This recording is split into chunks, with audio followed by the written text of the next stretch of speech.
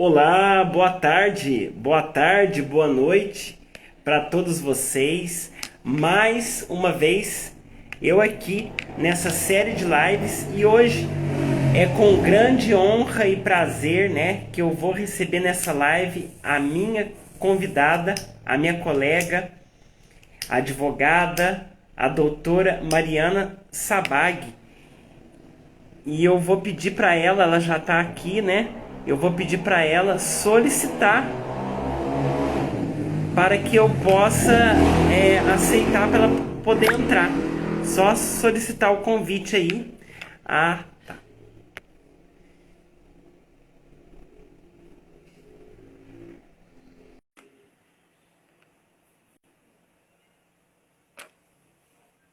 Já deve estar entrando. Olá! Tudo bem? Tudo bem, graças a Deus. Sentimos sua falta hoje lá. Então, hoje de manhã eu não me senti um pouco disposto, não estava muito disposto para ver Motivado. tudo. Mas É, quinta-feira eu tô lá. perfeito. Então, E gente, aí? a Mariana é advogada, né, graduando em Direito de Família, especialista em Direito Tributário, e hoje a gente vai conversar, né, Mariana, sobre direito eleitoral e sobre a constitucionalidade. A gente está vivendo um momento esquisito, né? Completamente. Estamos vivendo um momento esquisito, um momento decisivo. Talvez essa eleição seja a mais importante do Brasil. E a gente vê aí que a liberdade de expressão que é garantida pela Constituição Federal, ela vem sendo assim aviltada, principalmente pela nossa própria justiça. E é isso que nós vamos comentar nessa live hoje, né? Estava dando uma olhada na resolução. Você está me ouvindo? Estou ouvindo bem, Perfeito. perfeitamente. Estava dando uma olhada na resolução, um pouco assustada, né? Porque, assim, tem se falado muito em o que pode e o que não pode, em termos de propaganda, de divulgação, de conteúdo partidário, mas eu acho que as pessoas não notaram ainda a gravidade da situação, né?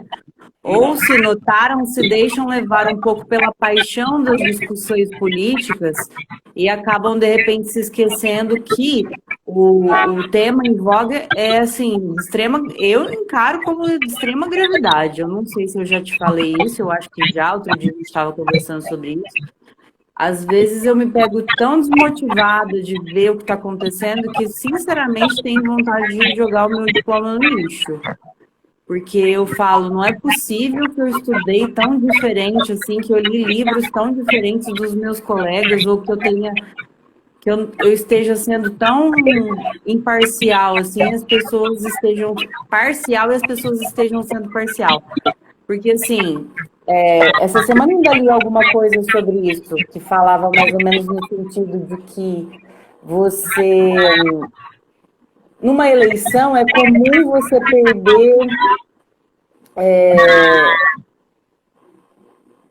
o seu candidato, mas não a sua democracia.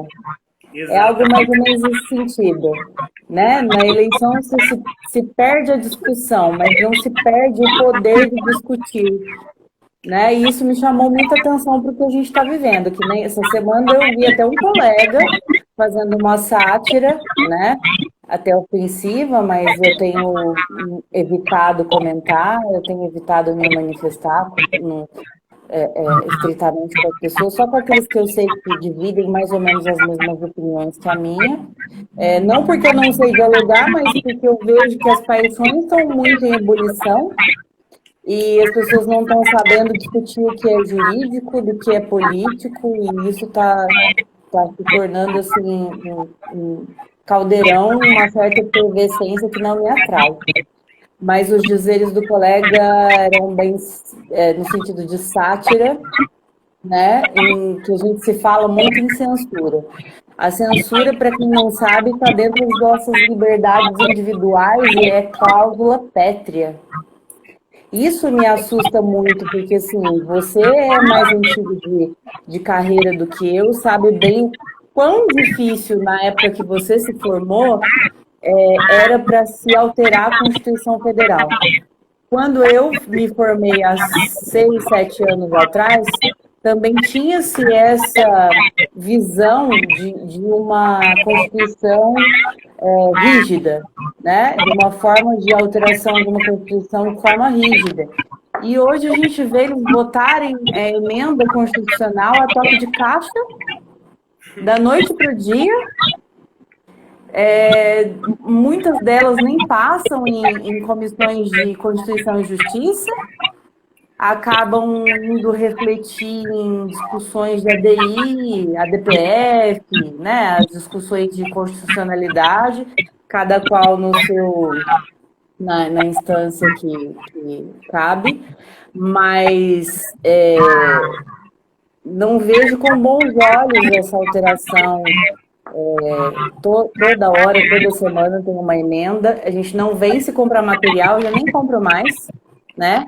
Na época que eu estudava, era um vademecum por ano, hoje está em torno de 4, 5, se você quiser acompanhar, mesmo assim acho que nem consegue.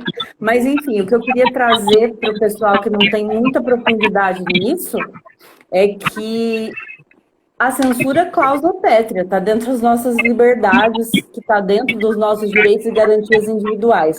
Então, quando se manifesta no sentido de tolir a nossa liberdade, então, isso é gravíssimo. E aí você abrir a rede e ver, de repente, um meme, para você dar uma descontraída é engraçado, mas quando você vê isso de um colega que estudou, te assusta. Assusta. É assustador. Não assusta? Assustador. Tem horas que, eu falo para minha mãe, tem horas que parece que eu estou vivendo dentro de um desenho animado.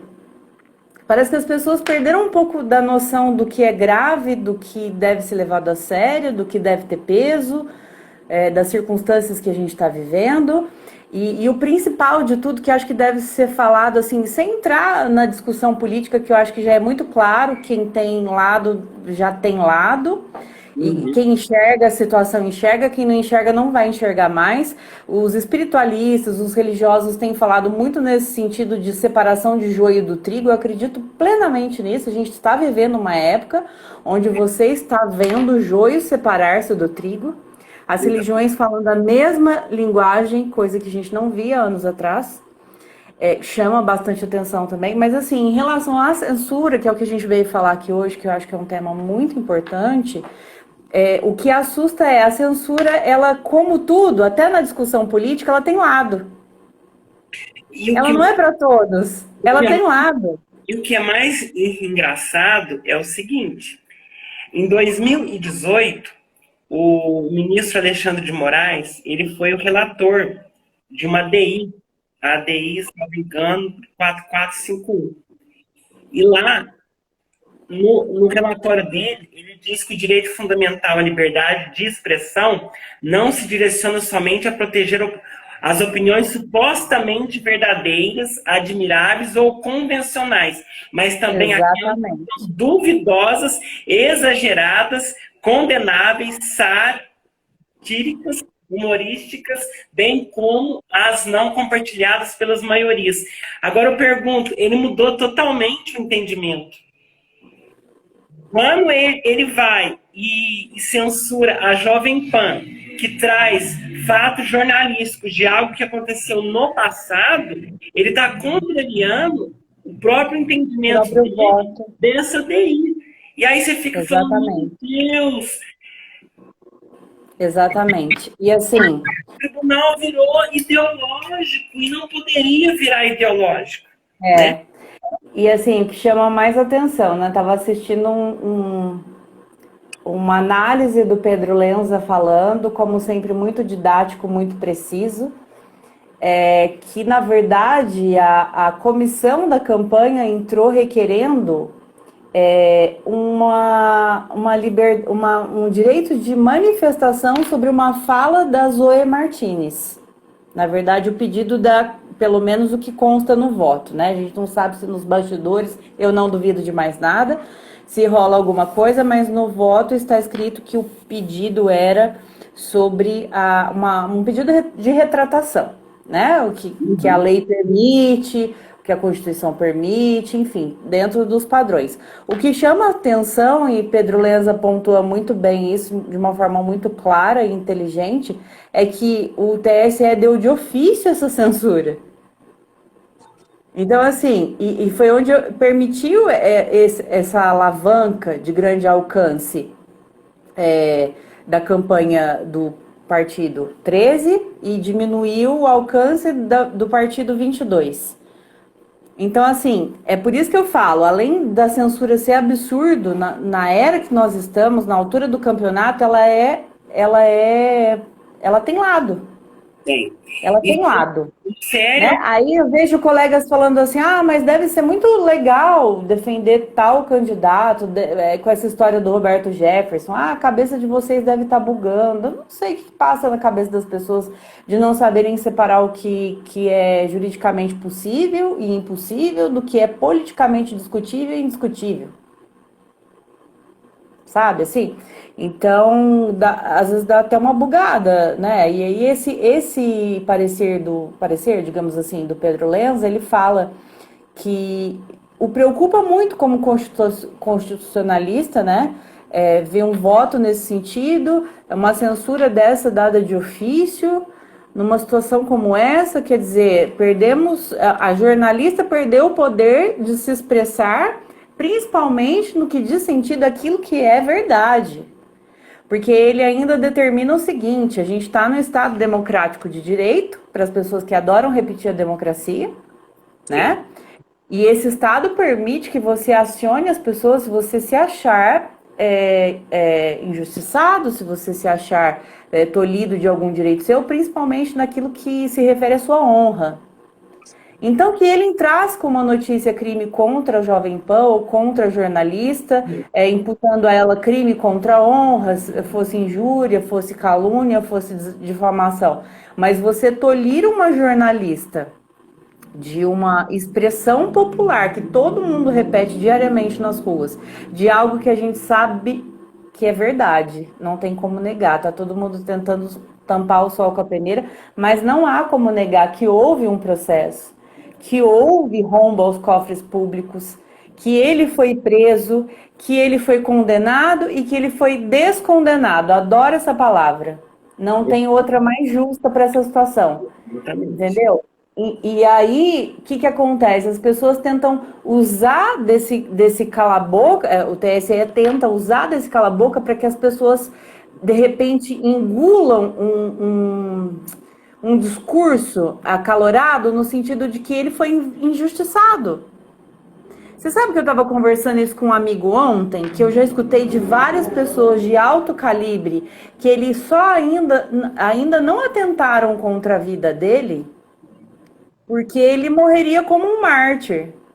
Porque a quantidade de pessoas que ele angaria ódio por aí, que com certeza teriam chance de acabar com ele, é meio brusco eu falar isso no meio de uma live, mas você está me compreendendo do nosso contexto. Eu acredito piamente que só não fizeram nada contra ele, porque do mesmo jeito que existem as paixões extremistas de direita, existem as de esquerda. Do mesmo jeito que atentaram contra o presidente em 2018, poderiam atentar contra ele, não poderia? Não é um pensamento normal, meu, seu, de qualquer pessoa, né? Ainda mais depois de tudo que a gente viu televisionado. Então, assim, acreditam que não fizeram porque ele se tornaria um mártir.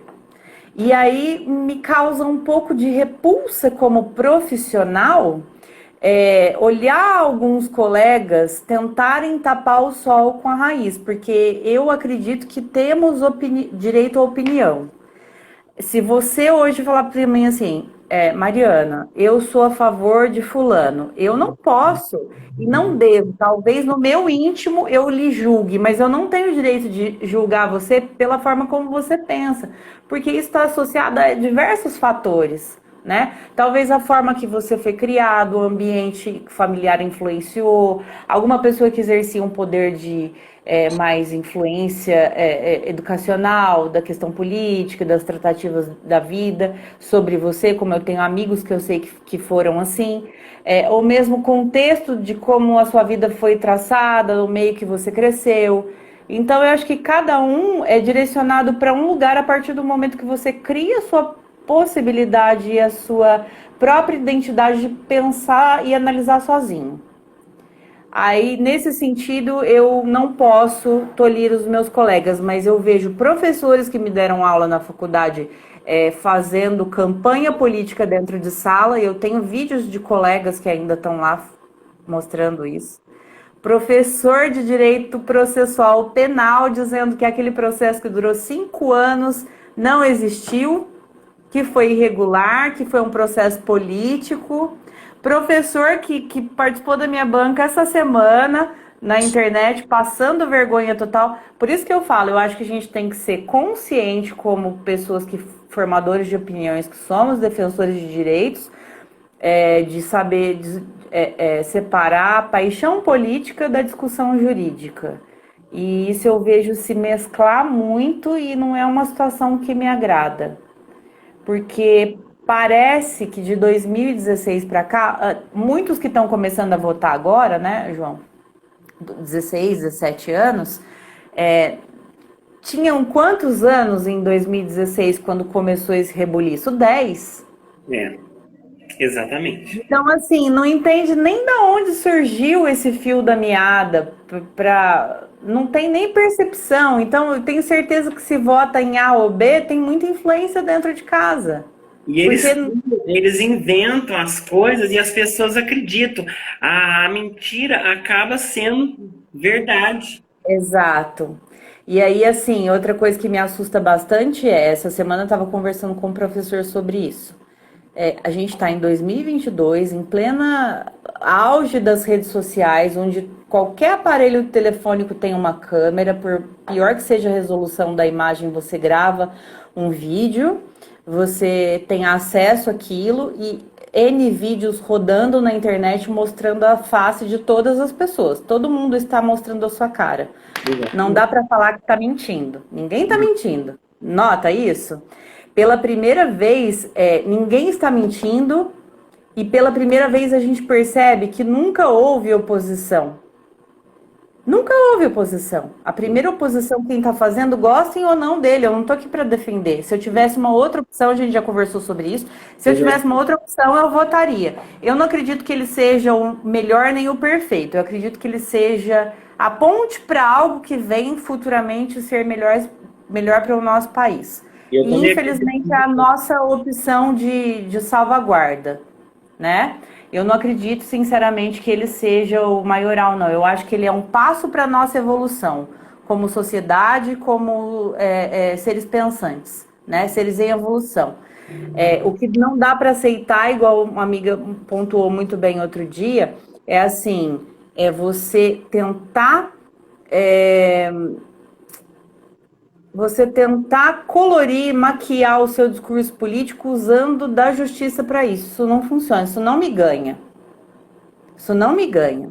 Se Luiz Inácio Lula da Silva tivesse correto em falar que ele é inocente, eu seria a primeira a vir aqui na internet falar para o pessoal que me segue, que são poucas pessoas, mas são pessoas que eu gosto. Ó, pessoal, o meu pensamento frente a tudo que eu estudei é isso aqui. Realmente ele é, mas ele não é. Ele não é. Então, me assusta muito ver uma Suprema Corte, um tribunal, virando um tribunal de exceção. Vocês não podem falar que ele é um ex-presidiário, vocês não podem falar que ele é ladrão porque ele não tem processo. Mas ele não tem processo porque a corte descondenou ele. Esse processo existiu. O engraçado é que passa existe vídeo na internet dele sendo preso, pessoas e pessoas fazendo vigília, meses e meses. Então estão tentando apagar da memória do cidadão brasileiro, usando da internet, usando da capacidade da justiça para tentar banir esses conteúdos, para de repente inverter a história, mostrar para o brasileiro que realmente aquilo foi uma perseguição política. Isso me assusta. A gente está vivendo um momento difícil mesmo, muito engraçado. E quando você pega a resolução do TSE, que fala lá na resolução do dia 6 de outubro, fala que o tempo de propaganda em rede e por inserções tem que ser dividido igualitariamente. Só que não está acontecendo isso. Não está acontecendo isso. E a gente passando maior vergonha lá fora, por quê? Porque condenaram ele agora é candidato, né? E olha a vergonha que nós estamos passando, anular o processo depois que passou por 3 instâncias. Não, e assim, eu até hoje confesso para você, crime, direito penal, eu entrei na faculdade amando direito penal, agora eu vou dividir uma particularidade que eu tenho.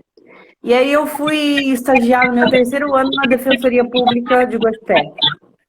Uma instituição que eu tenho um enorme carinho e respeito, mas assim, quando você lida com a prática, que você vê realmente o que você gosta. Tanto que eu aprendi a gostar de matérias que eu nem imaginava e aprendi a desgostar daquelas que eu entrei amando. Penal foi uma delas. A prática é ridícula. É ridícula. A gente vive já num sistema carente de legislação penal, um sistema que não funciona, totalmente nulo, e você pode ver, e eu bato nessa tecla, com todo respeito aos meus colegas que militam no penal, eles só aplaudem porque a lei favorece o preso. Vai advogar num país sério para criminoso? Não tem chance. É aqui que funciona. Então eu vejo, inclusive, muitos deles se deixando levar por esse discurso da esquerda justamente porque eles se beneficiam. Existe uma identidade, entende? Não de caráter, longe de mim julgar caráter de cada um, mas assim, de identidade. O que mais representa eles? Um governo que traz impunidade. Por quê? Porque eles vão ter inúmeros clientes e vão ganhar rios de dinheiro. Sim. Entendeu? Então, assim, eu vejo esse elo claro e eu falo, gente, eu entrei na faculdade com uma paixão de fazer justiça.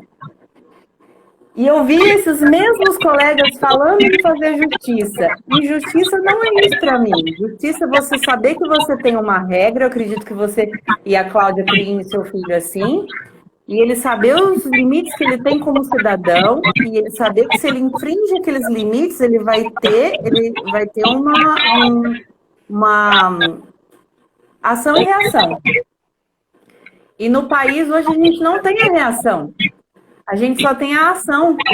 Então eu acho até ridículo quando eu vejo esses mesmos colegas falando que o cara é inocente. Eu tenho certeza que nem tiveram a curiosidade de entrar nos portais do Tribunal do Paraná para olhar os processos dele. Dá sono de tanta coisa que tem. É ridículo quando você vê uma grande rede de televisão, né, com um dos seus principais jornalistas chegar e falar que ele não deve nada à justiça. Sim. O próprio ex-ministro Marco Aurélio disse em uma entrevista que os processos foram anulados, que ele ainda deve à justiça, só que foi para a fase inicial. Ele teria que ser julgado novamente. Quer dizer, e assim, cá entre nós, de repente eu posso até estar cometendo uma gafe aqui, mas eu tenho a humildade de sempre estar aprendendo. Se eu não estou enganada, aquele mesmo princípio que existe no processo civil também não atinge o processo penal, de quando existe alguma nulidade, os atos anteriores são aproveitados? Exatamente. Exatamente. É outra coisa que não explica o cancelamento de todas as fases processuais. E essa questão da competência, o juízo de Curitiba não era competente para julgar os processos dele. Essa questão já tinha sido analisada.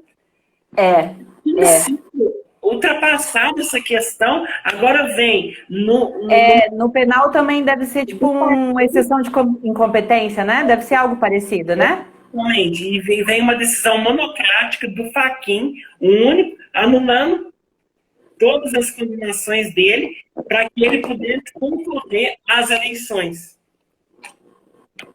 Você vê que todo o sistema está contra, né? Totalmente. Isso eu percebi quando Dilma caiu, eu estava estudando para a OAB. Acho que eu comentei contigo essa semana, com alguém na academia. E eu percebia até uma certa arquitetura nas aprovações das leis. A lei que permitiu, por exemplo, as grandes obras, aquela lei foi alterada N vezes, que fala sobre as PPPs, né? Para sempre mexer no orçamento, para sempre possibilitar obras com maiores infraestruturas, que demandassem maiores orçamentos, maiores verbas, para eles poderem ter maior desvio, obviamente, né? Então, assim, eu percebo isso que você está falando desde lá de trás. Tribunal de Justiça tem infiltrado deles partidário, STF tem, STJ tem. Eu acho que ainda dá uma salvada são os TRFs, que foi justamente onde tramitou o processo dele. É. Então, é outra coisa que fica assim, muito nítido que houve política ali por trás. Entendeu? Eu tenho conhecidos, tenho primos, namorados de primas na família, pessoas jovens que leem, que estudam, que procuram se inteirar, diferente dessa geração aí dos 30, que parece que está meio perdida, que sabem o que aconteceu e alguns que acompanharam fingem que não viram. E esse que é o pior. Interessante que, assim, ele quer ser... do mesmo jeito que ele só quer ser ouvido nas emissoras, que ele se sente bem, que ele se sente acolhido, que deixam ele ser ele também só quer ser julgado nos lugares onde ele sabe que ele vai ser favorecido, né? Eles chamavam isso de corrupção sistematizada, se eu não me engano, quando ocorreu o impeachment da Dilma e começaram a derrubar todo esse sistema que eles foram implantando. Por isso que agora, quando eu vejo os amigos, colegas falarem, mas se ele entrar não vai acontecer nada. Gente, mas se acontecer, não vai ser pelos meios legais.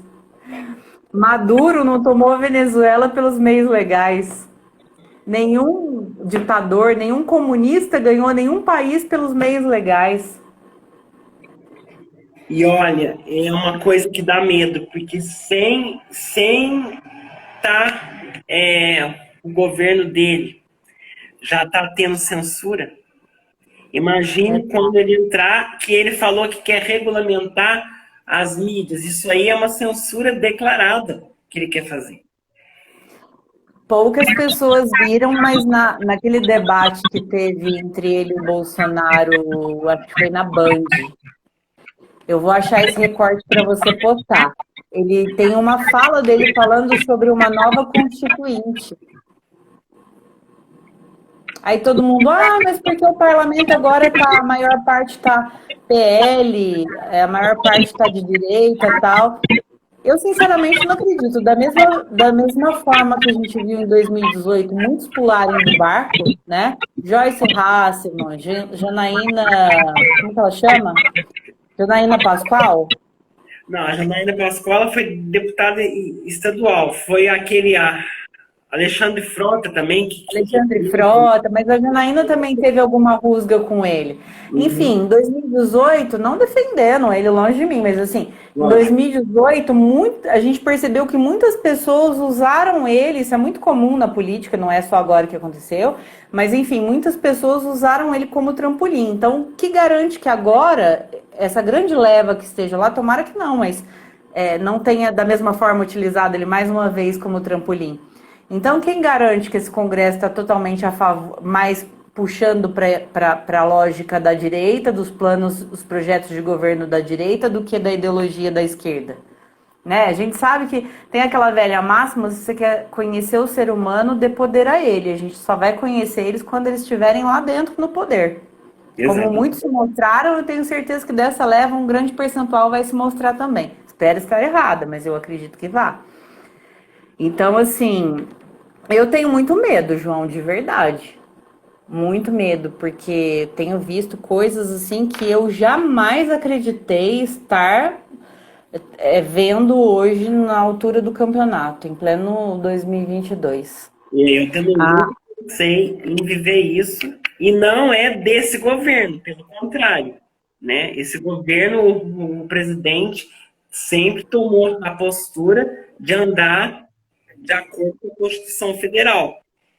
Sim, apesar de falarem que não, né? Só que ele sempre andou de acordo com a Constituição. Quem está ferindo a Constituição, infelizmente, são alguns membros. Sim, mas é aquela velha máxima, né? O brasileiro, eu acho, minha opinião. Eu acho que o brasileiro não sabe votar a partir do momento que ele fica muito focado no candidato. É como se fosse uma paixão de disputa de time de futebol. E eu acho que é muito além disso, porque por trás dele, ele é só o comandante do barco, ele que eu digo a figura do presidente, independente de quem for. O presidente da República, ele é o comandante de um grande navio. E eu acho que era assim que tinha que ser encarado quando você vai escolher o seu candidato. O que vem com ele? Quando eu vou comprar um cruzeiro, o que eu estou contratando naquele cruzeiro? O que eu vou ter que arcar com aquilo? Quais são as propostas dele? O que alcança o projeto né? E aí eu vejo muitas pessoas votando, de repente, por paixão. Às vezes nem sabe, às vezes não, muitas vezes nem sabem o que o candidato traz na bagagem, na carroceria dele, mas está votando porque idolatra o cara. Isso eu acho que é até cultural do brasileiro, né? O brasileiro idolatra artista, idolatra religioso, idolatra político, e não vejo isso com bons olhos também, mas eu ainda acho que, dentro do que a gente está conversando, Lula, independente de corrupção, jamais me ganharia. O discurso dele é totalmente, assim, vai de encontro com os meus princípios. E às vezes eu fico pensando e olhando amigos que defendem, eu falo, nossa, mas foi criado praticamente comigo, cresceu comigo. Será que foi criado tão diferente assim, com valores tão diferentes? Já começa com a história do aborto. Eu abomino aborto. Tem alguém que abomina aborto, não me ganha. Esses discursos populistas de Simone Tebet, que vou te dar 5 mil quando você terminar o colegial. Eu terminei o colegial, ninguém me deu dinheiro. Eu tô onde eu tô por mérito próprio meu e ajuda da minha família, dos meus pais, da minha mãe em especial. Então, assim, esses discursos populistas, porque eu vou liberar as drogas. Para quem é interessante liberar droga? Para quem é interessante liberar aborto? Para quem é interessante vir com esses discursos populistas, entendeu? E assim, o que mais me assusta, a pessoa que apoia esse tipo de governo, de pensar que vai ter uma economia girando e que vai ter dinheiro aqui dentro para suprir o salário deles. Não vai ter. Isso me assusta. Porque a galera que tem dinheiro, são os grandes empresários que fazem esse país girar, é totalmente contra esse discurso, é totalmente contra essa administração, é totalmente contra o que a gente está vendo aqui. Censura, retaliação. E aí, o cara ganhou, a galera vai, tirar dinheiro do país, fechar a empresa, que já fechou muitas durante a pandemia, e aí a culpa é do presidente. E aí eu quero ver esse pessoal sobreviver. Entendeu? E assim, mas triste de pensar que a gente está em pleno século 2000, em pleno ano 2022, século 21, discutindo que um cara que acabou de entrar na corte, por meios que eu ainda não acredito de verdade como ele conseguiu passar em sabatina, indicação de menos. Indicação é óbvia, né? Indicação do presidente é óbvia. Mas como que deixaram um cara como esse, com uma vida pregressa dessa? Para quem não sabe, ele era advogado do PCC. Mas doutora, você está retaliando um colega seu? Posso estar caindo nessa margem de erro, mas não vejo com bons olhos. Se você defende um delinquente ali da esquina, uma pessoa que infringiu uma lei, é uma coisa. Agora, você defender uma facção criminosa, eu acho que mais pesado, né? Bem pesado. Não vejo com bons olhos, acho que é um direito meu. Então, assim, não entendo até hoje como ele passou nessa sabatina para começo de conversa. Mas, assim, eu fico olhando para trás, se eu não me engano, ele foi indicado, se eu não me engano, não, ele foi indicado pelo Temer, então deve ter sido algo entre 2017 e 2018, né? Foi para, salvo Então engano, ele não deve, 2016. então ele não deve ter mais que 6 anos. E olha a revolução que ele está fazendo nesse meio tempo. E o engraçado é que se você pega os livros dele, os julgamentos dele não tem nada a ver com aquilo, porque ele é professor de direito constitucional, né? Exatamente, eu já li livro dele. E aí Para você ver como ele está politizando a É. justiça. O próprio jurista está politizando a justiça. Ah, mas o que você está querendo dizer com isso? Óbvio, ele tá dando os votos dele, os julgamentos dele todo, pelo menos durante a eleição agora, inclinação política. Ele não tem base jurídica para fazer. Você sabe que as inserções dele nas questões de propaganda, de retirada de matéria do ar, antes de censura, antes dessa questão da censura da Jovem Pan, eu acompanhava muito, assim, aí eu fui me dando uma espécie de estafa. Acho que um dia eu falei isso pra você, eu falei, nossa, eu não tô aguentando mais ver coisa de política. Tava mais aguentando ver. Você ligava, YouTube era político, você liga a televisão era política, você liga a internet era política. E aí, de cada, sei lá, 80 notícias que ele tinha mandado retirar alguma coisa do Bolsonaro do ar, uma era do Lula. A proporção era essa, 99-1. E essa semana deu até uma melhorada em relação ao Bolsonaro. Aí você fica meio assustado. Você fica, nossa, mas aconteceu alguma coisa? Não, aconteceu. Acho que é meio que para passar um pano. Mas você viu que ontem teve uma denúncia grave ontem, né? Que o ministro das Comunicações falou que no Nordeste deixaram de inserir a propaganda do presidente, né? Eu vi, então, mas aí eu te falo, será que todo mundo...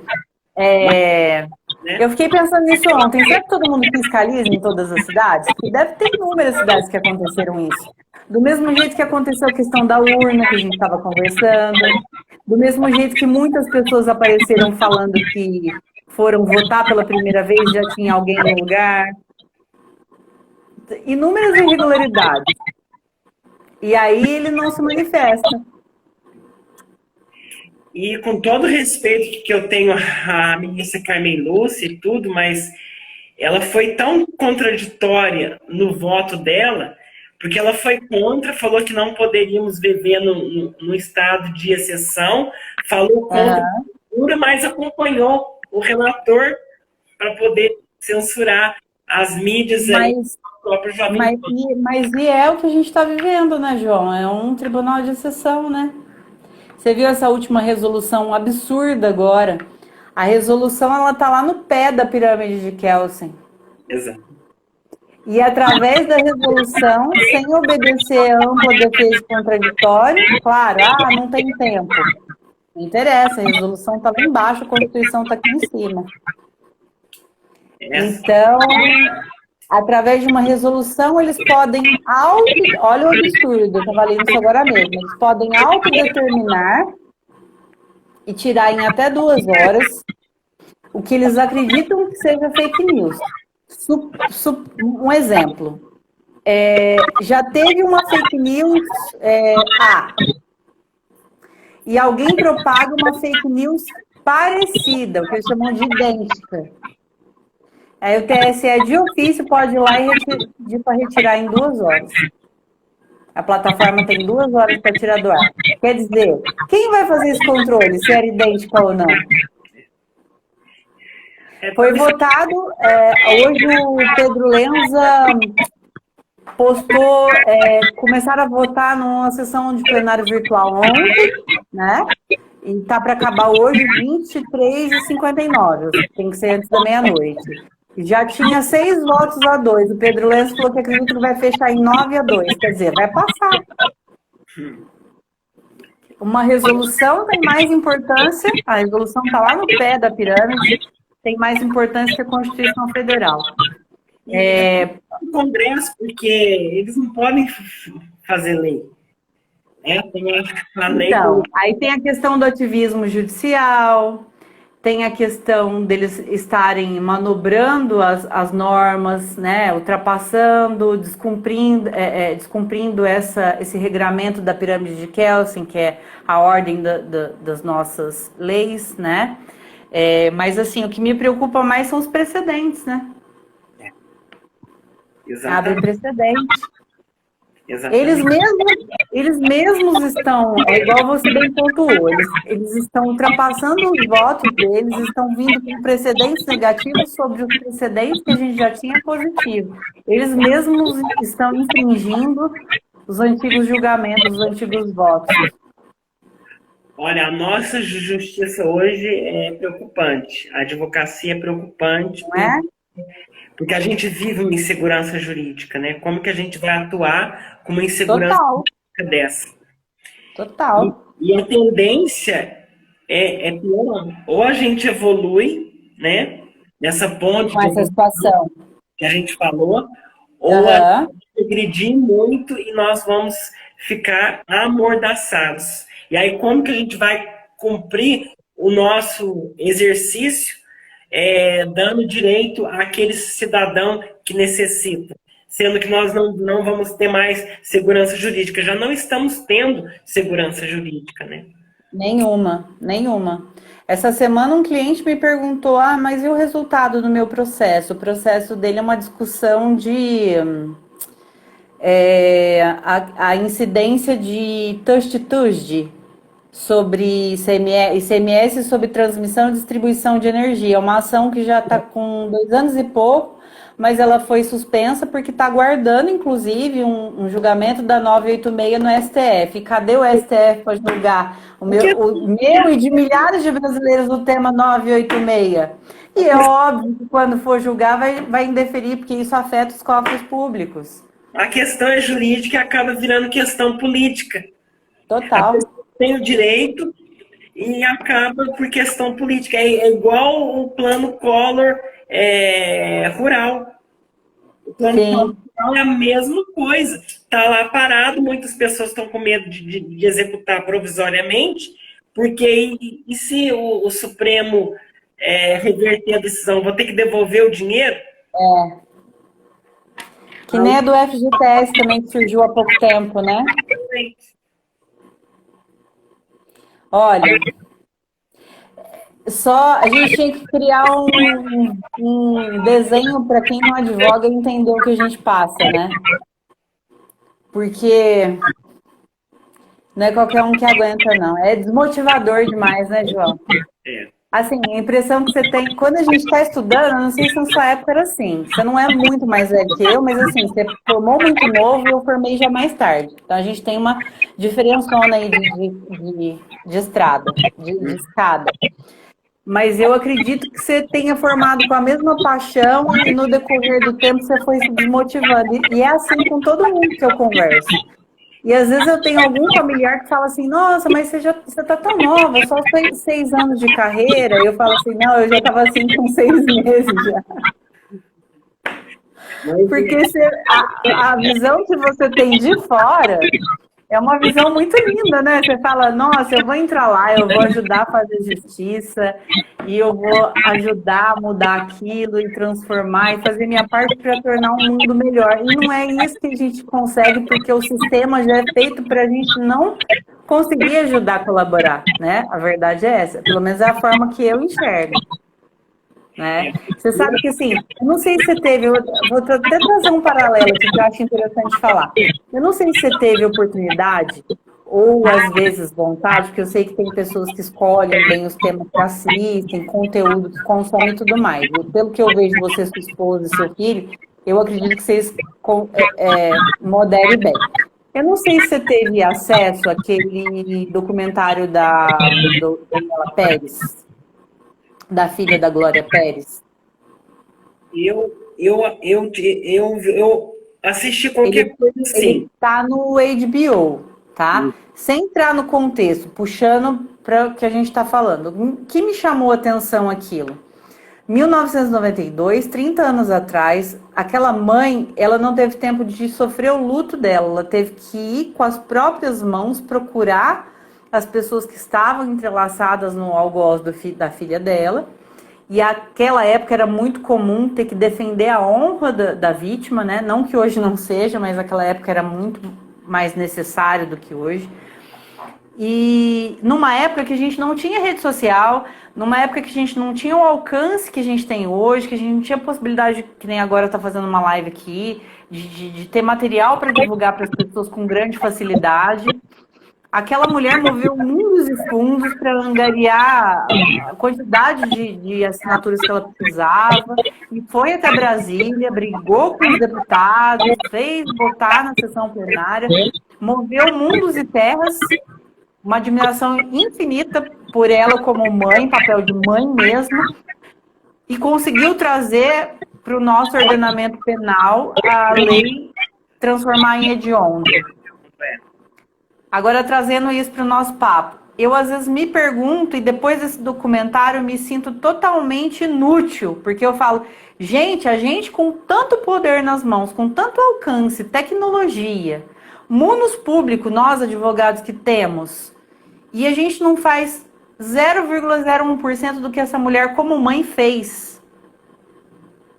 Às vezes eu paro e penso, o que a gente está esperando para fazer alguma coisa para mudar? Eu vou falar uma coisa. Aconteceu tantas inconstitucionalidades aí nesse meio do caminho. O deputado lá, o Daniel Silveira, ele falou, xingou os ministros do Supremo, foi preso. Ele tinha, né, imunidade parlamentar. Imunidade parlamentar. Quer palavras e votos, né? Por qualquer opinião, palavra e voto. E ele foi preso como se ele tivesse feito, assim, um crime hediondo, como se ele tivesse cometido um crime hediondo. Sim. E vem ocorrendo isso há muito tempo. E a OAB não fala nada. Não se manifestou, João, você viu isso? Para não falar que não se manifestou, pelo menos hoje até mais cedo eu não vi nada. Eu vi um vídeo do presidente da seccional de Minas, eu esqueci o nome dele, é Sérgio... Bonito. Esqueci. Tem um vídeo dele, se eu não me engano, postado antes de ontem, falando sobre a censura, mas assim, é o que eu tô te falando, eles politizam. Eles politizam. Eu acho que ele devia se ater ao fato. Ó, censura não, Constituição, cláusula pétrea, não existe nada que justifique, pá. Ele já faz o vídeo dele com uma abertura de tipo assim, liberdade de expressão não é absoluta. Todo mundo sabe que liberdade de expressão não é absoluta. Tanto é que existem crimes contra a honra. Exatamente. Todo mundo sabe. Então, o que eu percebo e me desmotiva? No começo do vídeo, ele já vem passando um pano para o argumento que ele vai trazer depois. Eu não vi ninguém vir e falar, olha, tá errado. A OAB é uma instituição também totalmente política, né? Já é de... O Eusébio Eustáquio, né?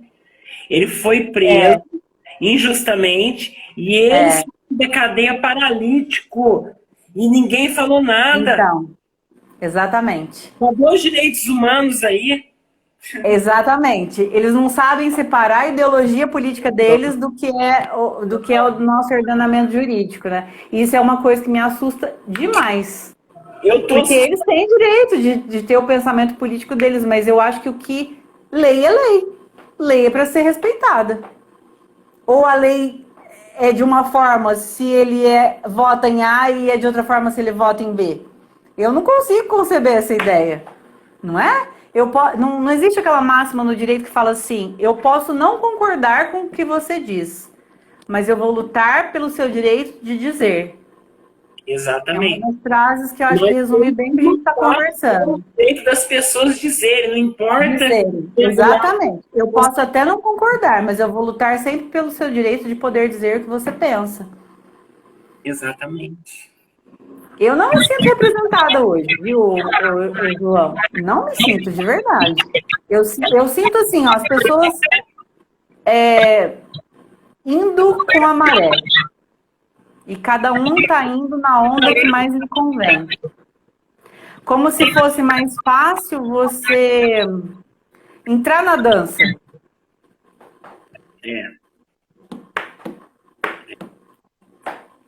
Me assusta bastante. E assim, eu não sei me assusta também a forma como os mais novos, não muito mais novos, pessoal 7, 10 anos mais novo que eu aí na faixa dos 30, tem encarado essa situação que a gente está passando, como se fosse uma brincadeira, como se fosse uma final de Fla-Flu, como se fosse uma discussão de time de futebol. Eu tô preocupado. E às vezes, você sabe o que eu me pergunto? Outro dia eu tava conversando com uma amiga minha. Ela falou assim pra mim, Mari, será que a gente tá tão... Ela chama a Mariana também. Mari, será que a gente tá tão... Será que a gente tá errada? Falei, olha, só o fato da gente parar pra pensar já significa que a gente tá oxigenando, né? Porque eu acho que tem gente que nem para pra pensar se tá certo ou errado, né? Que acho que é saudável, né? Você se questionar. Peraí, tá tanta gente que eu conheço fazendo tal coisa, ou defendendo tal. Será que eu que tô viajando? Meu amigo, tempos sombrios. E sobre o orçamento secreto, hein? Essa confusão toda que o pessoal tá inventando por aí, que o orçamento é secreto, que o presidente aprovou, na realidade ele vetou o orçamento secreto. Ele vetou e eles foram lá e derrubaram o veto dele. Uma lei da Dilma e o pessoal tá falando do Bolsonaro. A minha mãe fala que o Pelé falava isso antigamente, né? O Pelé, no áudio dele, falava que o brasileiro não sabe votar. E acho que enquadra nisso que você está falando, que a gente vota pensando no presidente e esquece do Congresso, né? Das duas últimas para cá, que o brasileiro começou a entender que o sistema presidencialista ele não funciona só com o presidente, né?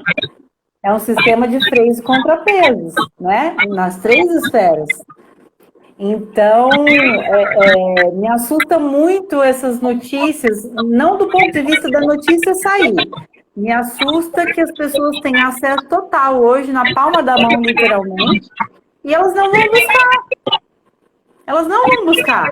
Outro dia eu quase discuti com um colega por conta de cartão corporativo. Falei para ele, mas você sabe o que significa um cartão corporativo? Você acha que o presidente, seja ele qual for, tem cartão no bolso e sai por aí comprando o que ele quiser? O cartão, ele serve para sustentar o governo. Exatamente. Os ministérios e suas subsecretarias e por aí vai. Ele não gasta com ele. Não é para casa dele. Para o gasto pessoal dele é uma outra parada. Né? Então, assim, essa geração que tem a informação na palma da mão, eles não vão buscar, eles engolem. Eles escutam ali o cara falar, mas orçamento secreto. E ele sai falando sem saber nem o que é o orçamento secreto. Entendeu? Ele sai falando, ele escuta uma coisa aqui e repete ali. E nem sabe o que é. Nem sabe do que ele está falando. É igual a história da vacina. O pessoal replica a história da vacina. Quando não comprou a vacina, não estou defendendo as falas dele, tá, gente? Quem estiver ouvindo isso aqui fora de contexto. A questão aqui é a lei e a verdade. Eu sou a favor da lei e da verdade. No momento que ele não pôde comprar as vacinas, que o pessoal questiona e debateram muito com ele nessas últimas sabatinas e entrevistas, ele não comprou no momento em que não havia registro. E sem o registro, ele poderia ser... Ele poderia... Exatamente, ele poderia sofrer um processo de impeachment porque estava fora das regras do jogo. Aí a pessoa escuta assim, mas ele não comprou vacina. E sai replicando aquilo como... E a gente que vem falar, a gente é de direita, a gente apoia a direita, independente do candidato que está aí, a gente não concorda em tudo, mas é o melhor caminho. Lá, tá defendendo o cara que matou 700 mil pessoas. Fica falando que o homem é genocida onde? Ele não foi responsável. Mas você já notou que assim... Isso que você falou foi muito importante. Você já notou que tudo que acusaram ele é justamente o que o outro lado está fazendo e com o auxílio do TSE e STF. Quer dizer, é ele que faz a ditadura militar. A ditadura militar foi conhecida por uma época de censura, né? Quem está colocando censura? né? Ah, porque teve um atentado não sei aonde. Até essa história desse doidão, desse Roberto Jefferson aí, estão querendo colocar na conta dele. Então, assim, para mim tá muito claro que as pessoas têm lado agora, sabe? Aquilo que a gente estava falando no comecinho. É o joio do trigo. Infelizmente, a gente vai se decepcionar com muitas pessoas, porque a gente vai vê-las seguirem caminhos que a gente não gostaria e não entende. Mas eu vi uma frase hoje que é muito perfeita, né? Você vota em quem mais você se identifica. Exatamente. Né? E assim, repetindo, não defendo. Eu acho que ele peca muito. Eu tenho inúmeras críticas. Minha mãe escuta eu falando aqui durante esses 4 anos, principalmente quando aconteceu aquela questão do delegado, da interferência da questão dos filhos dele, que é uma coisa que eu não engoli aquela pecha ainda. Mas assim, a gente está num sistema de investigação. Né? A gente não provaram nada até agora. Então, enquanto não me provarem, ao contrário do outro, eu ainda estou apoiando, até porque agora, nesse momento, é a última saída que a gente tem, né? Não tem outra. Mas o que eu estou querendo dizer basicamente é assim, eles invertem a narrativa, né? Quer dizer, o Lula, que foi julgado, foi provado, demonstrado, por A mais B, inúmeras provas. A última vez que eu li, quando os autos ainda eram físicos, tinha ultrapassado, acho que, 300 volumes. Imagina, eu estagiava na secretaria, pegava processo com 5, 6, e já sofria, imagina, processo com 300 volumes. Aí ele é inocente. O outro que investiga e ninguém consegue processar porque não tem conjunto probatório mínimo, aí ele é o cão. Então a gente vê no cenário uma total inversão de valores, um total e claro descumprimento a todos os preceitos da Constituição Federal, desde os mais básicos até os mais importantes. E essa briga de narrativa que não faz sentido, porque o brasileiro tem tudo em vídeo hoje. E o mais, exatamente, em vídeo eu lembrei, o mais engraçado é o Geraldo Alckmin, vice dele, ter falado na eleição passada que ele queria voltar à cena do crime. Agora, a Simone Tebet falou... Como é ridículo! Não é? Foi contra, falou que era corrupção, defendeu a Lava Jato, agora ela vai se aliar a ele. Aí, gente. Mas é o que eu te falei, nunca ficou tão claro que nunca teve. A minha cabeça funciona assim, tá? Meu pensamento funciona assim. Não tô obrigando ninguém a pensar igual. Mas assim, para mim tá muito claro, gostem ou não do Bolsonaro, ele é o primeiro que está fazendo oposição propriamente dito. Exatamente. Nunca teve oposição. O que a gente acabou de ver com esse pessoal que virou para o lado do Lula depois do primeiro turno, isso aí já era esperado. Por quê? A gente acreditava que tinha oposição e nunca teve, era uma alternância de poderes. Exato. Você lembra, acho que na época da Copa 2014, que começou a rede social crescer, ter um alcance... gerar vídeos e tal, porque até então era só escrita e foto, né? E aí eu lembro de ver eles brigando, se engalfinhando na Copa, era o mesmo ano de eleição, 2014. E aí Aécio, Dilma e Lula se engalfinhando e coisa de semana, depois não tinha nem virado o ano, pegaram eles num restaurante, todo mundo jantando junto, tirando foto, tapinha nas costas. Nunca teve. Então, ele é o primeiro que eu acho que realmente está enfrentando o sistema. Contra o sistema, né? Desde que ele tomou posse, ele só sofre perseguição. Até que eu falo que ele conseguiu fazer muita coisa de tanta perseguição. Eu também acho. Eu também acho. Ainda mais considerando que, assim, as boas coisas, muitos bons projetos que ele tinha foram vetados. E os maus projetos, como, por exemplo, o orçamento secreto, ele vetou, derrubaram. Derrubaram o veto dele. Então, assim, difícil, né? É o que a gente comentou ontem, na hora que você estava saindo do cross. Na verdade, o brasileiro sempre perde, né? Nunca ganha. Porque, assim, digamos que agora aconteça um. Nem gosto de falar, mas ele entre, o Bolsonaro não se reeleja. E a gente esteja correto em relação ao Congresso. Ele também não vai conseguir governar. Considerando que ele vá se manter nas regras do jogo, que eu duvido. Porque eu tenho sensação de verdade que se a Dilma não tivesse sido impeachmentada em 2016, esse país já teria virado Venezuela. Porque não vê quem não quer um projeto. O cara entrou em 2003. 2002, né? E eu vejo muitas... o primeiro ano de 2003. Ele entrou em 2003, ele foi 2 mandatos, ela ia fazer 2, ele ia voltar. O jogo era esse. O jogo era esse. Tem um vídeo dele antigo rolando na internet, se é que não mandaram tirar, ele fala que o socialismo não se implanta do dia para a noite. Fala. E aí as pessoas falam assim, mas ele já governou por 2 mandatos, a Dilma, não aconteceu isso, não é agora que vai acontecer. Gente, isso aí eles estão... Olha o que está acontecendo. É gradativo. Eu aprendi com meu pai na época que o Dr. Eber candidatou lá em 98, não lembro, 95, 6, sei lá. Eu nem era eleitor, eu nem era eleitor ainda. Eu lembro do meu pai falar, o governo que está entrando está recebendo, está colhendo o que os últimos 4 anos fez. Então, se você for...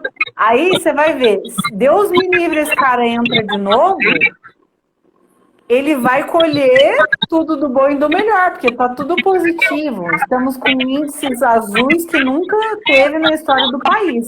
Exatamente, deflação. Agora, você imagina se Bolsonaro fica, que maravilhoso que vai ser pro país. Né? O que nós estamos falando, né? Principalmente com os ministros dele que foram eleitos ao Senado e a deputado federal e alguns a governador. Quer dizer, isso que não dá para entender, né? Não dá, não fecha. Mas é aquilo que eu já te falei em off. Eu não acredito. É complicado. Eu não acredito. Nesse sistema eleitoral, eu não acredito. Eu não duvido da urna. Eu duvido da imputação dos votos no final. Eu acho que a jogada, se realmente tem, eu não vou ser leviana, se realmente tem, eu acredito que tenha, porque os países sérios vão partir do preceito básico. País sério não tem. Não. O meu irmão estava me contando como funciona nos Estados Unidos, eu não acreditei, porque eu nunca tive curiosidade de buscar, né? Diz que nos Estados Unidos eles mandam a cédula para tua casa, como se fossem os cartões postais de Natal do correio, que já vem com um alto selo, né? E aí você vota e coloca no correio. Imagina isso no Brasil. Surreal imaginar isso. Então, assim, parte da premissa que os países sérios não têm urna. Eu acho que o problema não está no sistema eletrônico, porque tem países sérios que têm sistema eletrônico. Eu acho que se tem realmente alguma coisa errada, provavelmente na hora da transmissão, lá no final. Porque é lá que, claro, tem uma parada ou outra que a gente comentou que teve no primeiro turno, uma irregularidade que um ou outro comentou, mas são, assim, de certa forma, perante o território nacional, são casos isolados, dá para considerar que é isolado. Por que a sala é secreta? Então, mas eu acho que se tem realmente alguma coisa errada, provavelmente é na transmissão, é lá na hora que eles vão transmitir todas as urnas. Por isso que eu não... E assim, outros fatos que nos fazem acreditar que estava tudo certo, já estavam contando com uma vitória, né? Mas eu, de verdade, eu desanimo. Eu brinco aqui em casa, eu falo, não, pelo amor de Deus, se eu tiver que estudar tudo de novo... Eu desisto, porque todo mundo que entra quer fazer um sistema novo, quer mudar código tributário, quer mudar código diesel. Daqui a pouco minha faculdade não está valendo de nada, é a mãe da risada. É a única coisa que a gente espera, né, que a gente deseja que o nosso país volte a ter segurança jurídica, que volte a respeitar a Constituição Federal, que a gente volte a ter liberdade de opinar, de pensar, né, de se expressar, né, os nossos pensamentos. É isso que a gente deseja, né?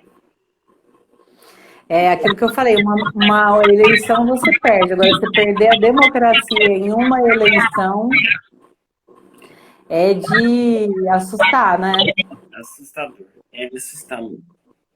Fico pensando também, para a gente encerrar, que eu sei que você tem teu compromisso, o que você fala para os seus clientes? Olha, O que você fala? Porque, assim, às vezes eu estou conversando com algum cliente meu e é assunto do país, está em pauta. Não tem como você fugir. Quando você percebe que você está falando sobre aquilo. E aí, como é que você prova? Como é que você mostra para o seu cliente que se as pessoas não estão tendo direito à liberdade de expressão, que segurança jurídica você promete para elas na demanda delas? eu, para falar a verdade, não prometo mais. Não, eu não prometo, eu nunca prometi, eu sempre jogo claro, não que você jogue escuro, não é isso que eu quis dizer, mas ultimamente está mais difícil ainda você embasar os argumentos, não tá? Porque tá na cara do gol para todo mundo ver, né? Antigamente você buscava a jurisprudência, você tinha certeza, nossa, aquela tese ali, agora hoje não. Porque a partir do aí, eles decidem, depois, amanhã já decide de outra forma, no caso semelhante já decide de outra forma, tá complicado. Complicado. Desanimador, né, meu amigo? Mas vamos que vamos com fé. Eu tenho falado isso pro pessoal que eu converso. Eu tô com muito medo do resultado disso. Mas a fé eu não perco. Não, a fé não. A fé não A pode. fé eu não perco. E eu ainda confio numa advocacia colaborativa e extrajudicial, sem você depender de juiz, do Poder Judicial. Eu também. Essa advocacia que vai salvar tudo, né? Uma Eu também acho. advocacia extrajudicial, que você não dependa mais do Poder Judiciário. É isso que a gente tem que caminhar. Sim. Cooperação total, né? Cooperação total. É isso. É isso, meu amigo. Valeu a conversa, o bate-papo. Eu que te agradeço, adorei o papo, enriquecedor como sempre, faz a gente dar uma oxigenada, né? Trocar ideia é sempre bom, é sempre saudável, né? E vamos marcar outras. Vamos sim, e precisa, né? Esse debate eu acho que precisa. As pessoas precisam se aprofundar para não cometer erros, né? Sim. Eu acho que falar sobre aquilo que está sendo discutido é sempre importante, porque eu tenho uma visão, você tem outra, você tem sua interpretação, de repente você traz a interpretação de alguém que você trocou ideia, e eu acho que isso só vem a colaborar, sabe? Eu acho que pensar diferente da noite para o dia nunca é demais, é claro, dentro dos padrões da normalidade, não como a gente tem visto, né? Hoje eu decido A, amanhã eu decido B. Não é bem assim. Eu acho que falar sobre tudo que nos aflige faz a gente raciocinar melhor e de repente até encontrar caminhos que sejam possíveis, que tornem os nossos caminhos mais fáceis de serem percorridos, né? Como cidadão, como pessoas que estamos aqui para evoluir, como sociedade, como um todo, né? Acho que falta isso um pouquinho. Menos briga e mais diálogo, né? Mas é isso que eu te falei no começo. O pessoal está trazendo muito essa paixão do futebol para a política e não sabe distinguir muito a política da justiça. E eu acho que isso é uma confusão que a gente já vem vendo há alguns anos e não tem nada que prometa que acabe bem, né? É um caminho, eu acho que até muito perigoso, muito inseguro, solo infértil. Vamos torcer, né? Vamos orar. Vamos torcer para dar tudo certo. É isso. Obrigada. Valeu. Um abração. Te vejo essa semana. Até. Um abraço para a Cláudia e para o seu filho. Dou sim, eu vou deixar essa live salva e aí eu te coloco como colaborador e vai para tua página também. Tá, joia. Um abraço. Fica com Deus. Com Deus. Tchau, tchau. Tchau, tchau.